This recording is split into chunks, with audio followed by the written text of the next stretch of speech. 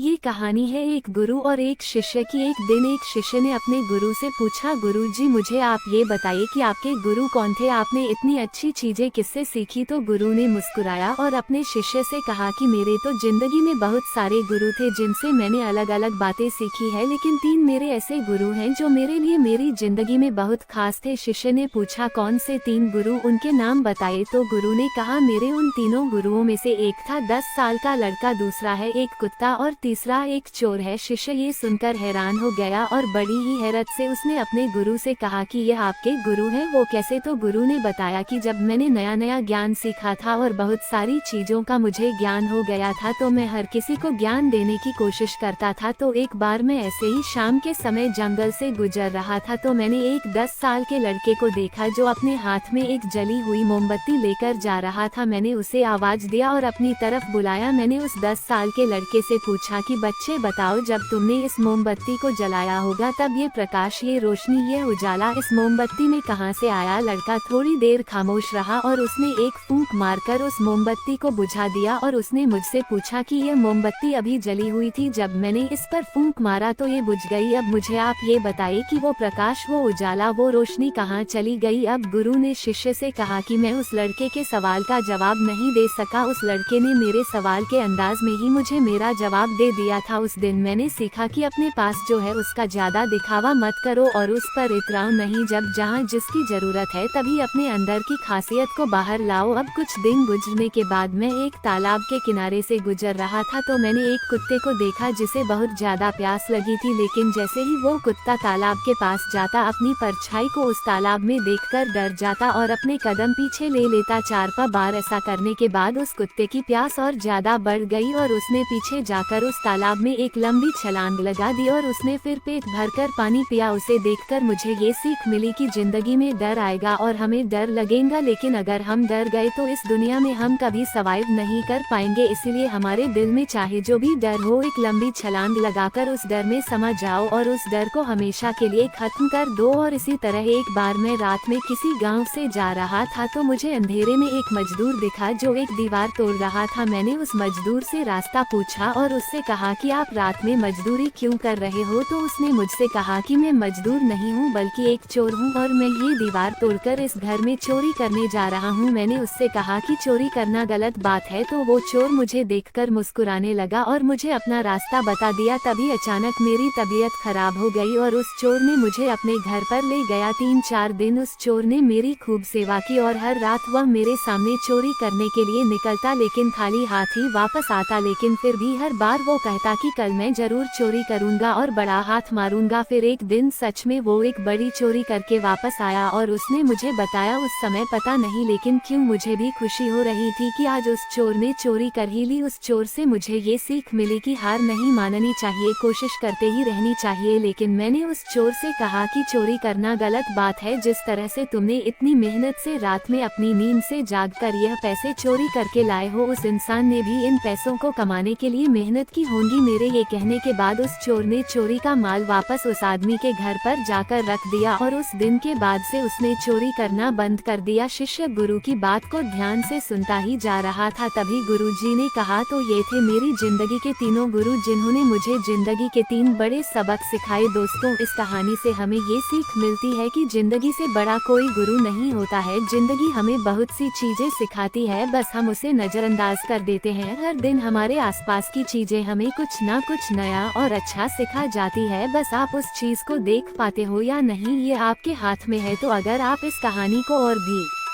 लोगों तक पहुंचाना चाहते हो तो इस वीडियो को लाइक करिए ताकि YouTube इस वीडियो को और भी लोगों तक पहुंचाए। और अगर कहानी अच्छी लगी हो तो हमारे चैनल को सब्सक्राइब जरूर करिए। मिलता हूं मैं अगली बार इसी तरह की कहानी के साथ। तो सब्र करो, शुक्र करो और जिंदगी में आगे बढ़ो और सोच बदलो।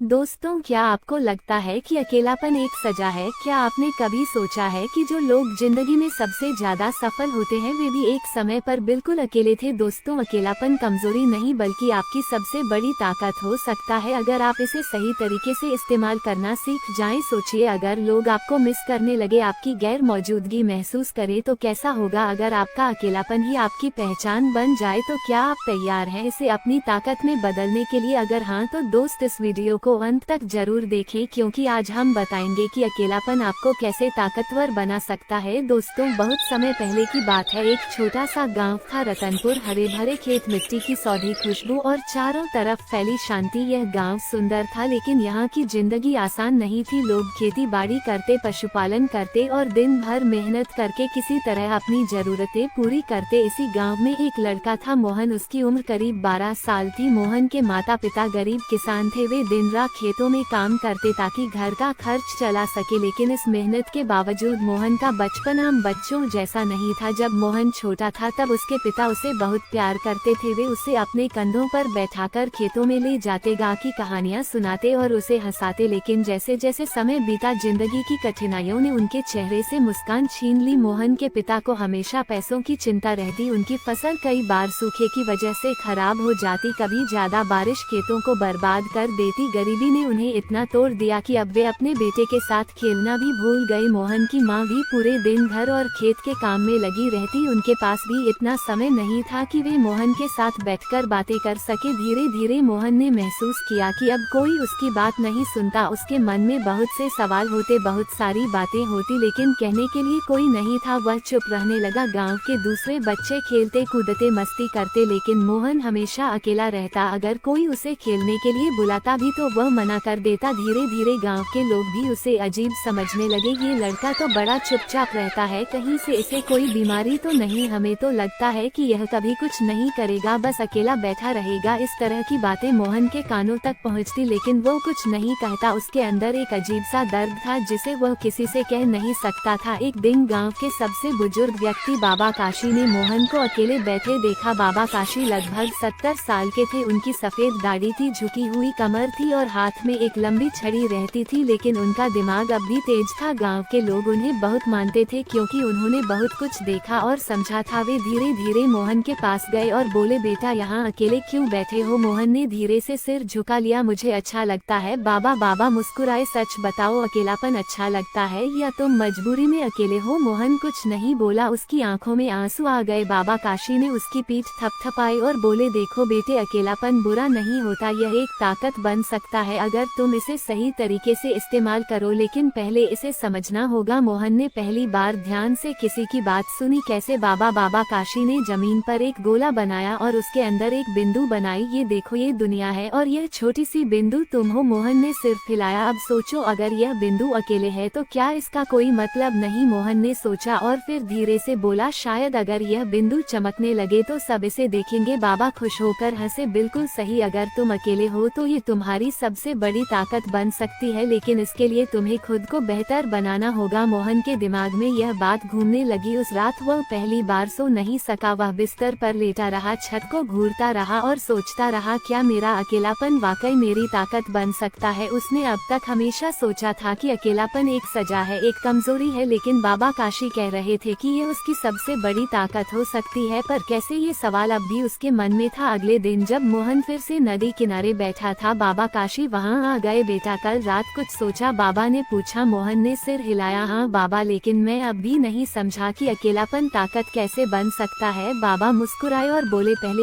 ये बताओ, क्या तुम खुद को अच्छे से जानते हो? मोहन चौंका। मतलब?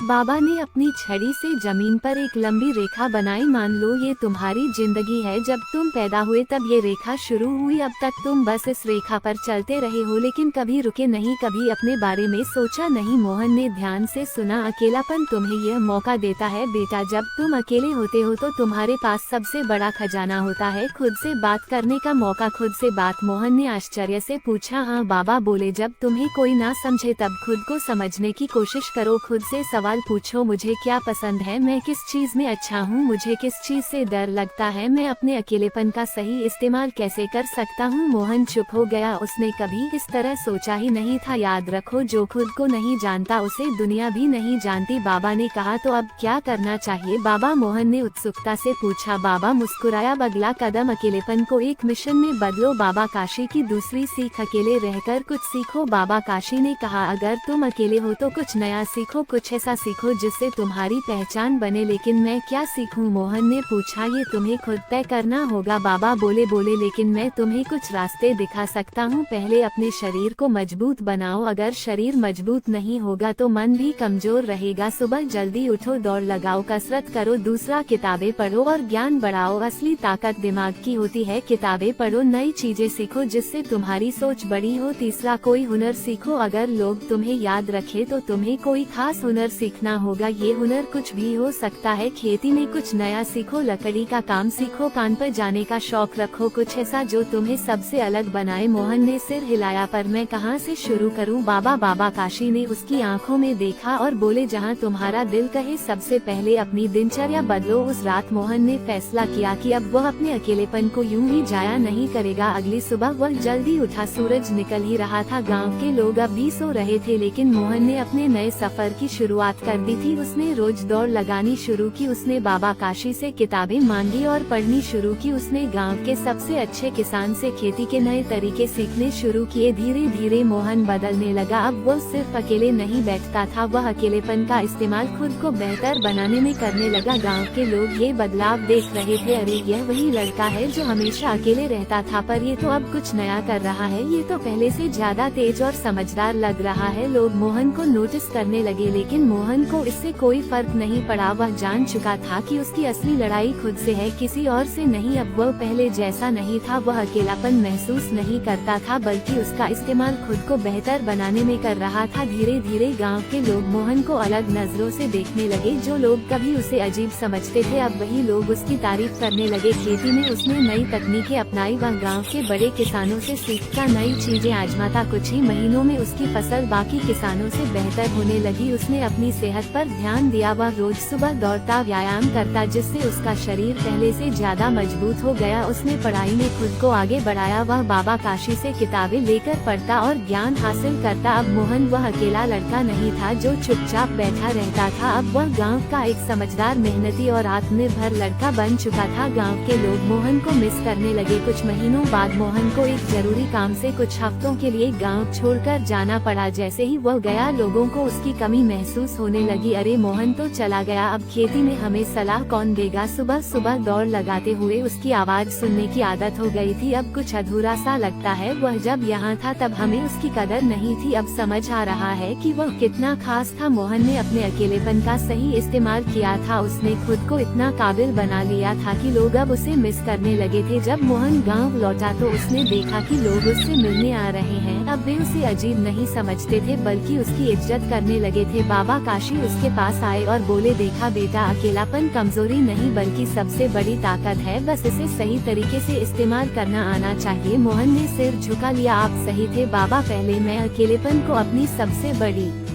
परेशानी समझता था, लेकिन अब मुझे एहसास हुआ कि यही मेरी सबसे बड़ी ताकत है। बाबा काशी ने मुस्कुराते हुए कहा, याद रखो बेटा, दुनिया उन्हीं को याद रखती है जो खुद को इतना मजबूत बना लेते हैं कि उनकी गैर मौजूदगी महसूस की जाए। दोस्तों, इस कहानी से हमें ये सीख मिलती है कि अकेलापन कोई सजा नहीं है, यह एक मौका है। अगर तुम अकेले हो तो घबराओ मत, खुद को बेहतर बनाओ, कुछ नया सीखो और अपनी पहचान बनाओ। जब तुम खुद को इतना काबिल बना लोगे तो लोग तुम्हें मिस करेंगे। अगर आपको ये कहानी पसंद आई हो तो वीडियो को लाइक करें, कमेंट में बताएं कि आपने इससे क्या सीखा और हमारे YouTube चैनल कार्टून कहानी लाइक को सब्सक्राइब करें ताकि ऐसी ही प्रेरणादायक कहानियाँ आपको मिलती रहे। याद रखो, जो अकेले रहकर खुद को बदल लेता है वही पूरी दुनिया को बदल सकता।